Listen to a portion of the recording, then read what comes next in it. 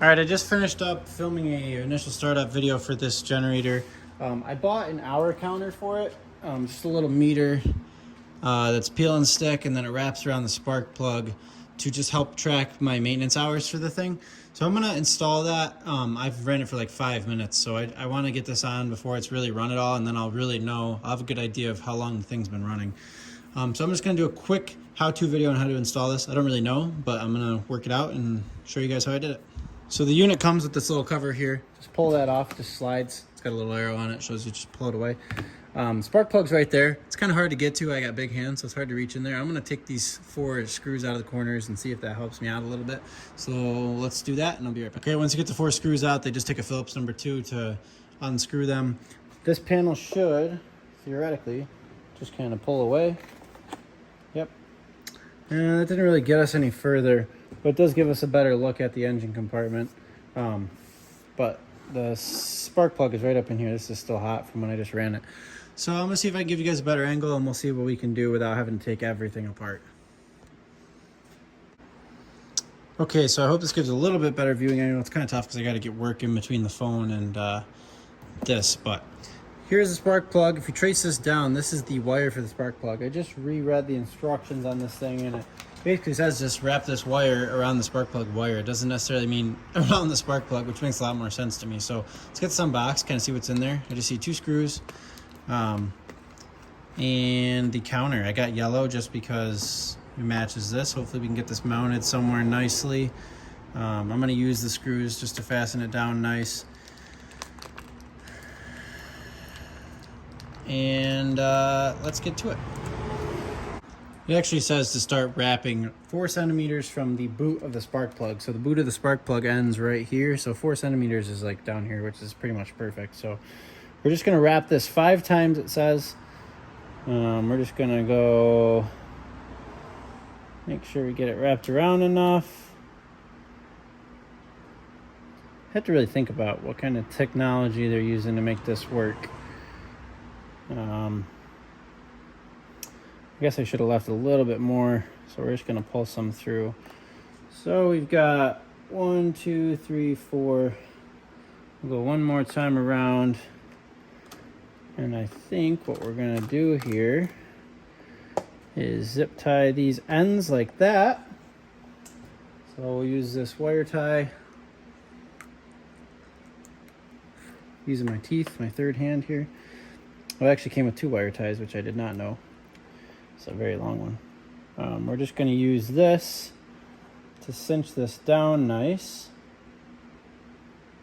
That is not ratcheting, which means that I got it twisted. You're watching it here, folks. There we go. So let's take this wire back. That just started to unwrap itself. Keep it nice and tight. We're just gonna do that. I don't know why they packaged that all folded up, or why the hell this needs to be so long. I'm about to go get my own because this is just terrible. There we go. Alright, so get this buttoned up together.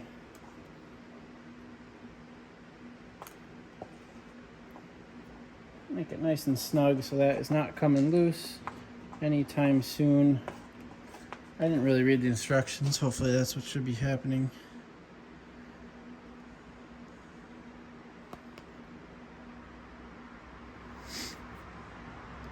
All right, and then we'll end up cutting that off with flush cutters, but we're gonna wire this up here and just kind of rough this in just to see what we're working with. We're going to kind of go away from the motor probably. We're probably going to go right here as long as this is free and clear, which it's not. The gas tank is right there, so we're going to have to go over here. Hopefully we can get some screws in right there. That'll be a lot better though. And then all you need to do with this wire is set it inside this groove. So we'll leave a little extra, but we don't need a ton. So that's inside that groove now. We'll flush cut that, mount the hour meter so it's nice and visible right there, and we'll give it a test. So I just want to show you guys what I ended up doing. I just routed this underneath the fuel line here, which I don't like how like pinched that looks. And we'll run this up here, zip tie it to this spark plug cable, and then we're gonna end up, let's see if I can get this to move. We're gonna just drill a small hole right in here and fish the wire through. So I didn't like where I placed my original hole, so I've now made another. That's okay. It'll end up getting covered by the meter anyways. Okay, the hour meter is installed.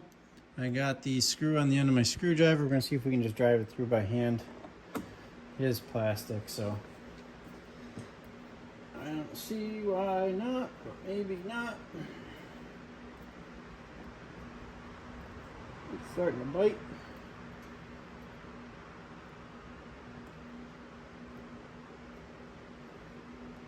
Yep, there it goes. Now tighten down nice. Okay, let's put in the other screw. Hopefully we just missed that extra hole we accidentally drilled.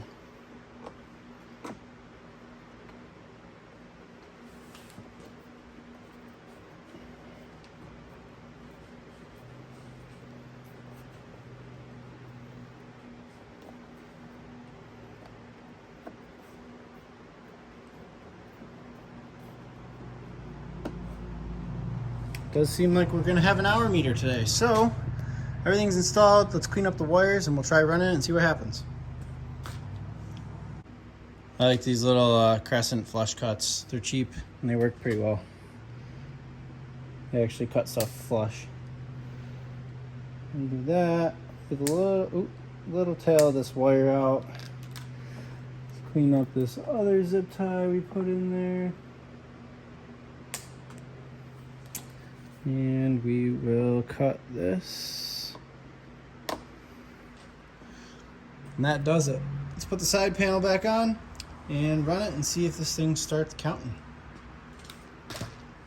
Sorry about using the flash, but I wanted to show that we are getting some counting hours, which is awesome.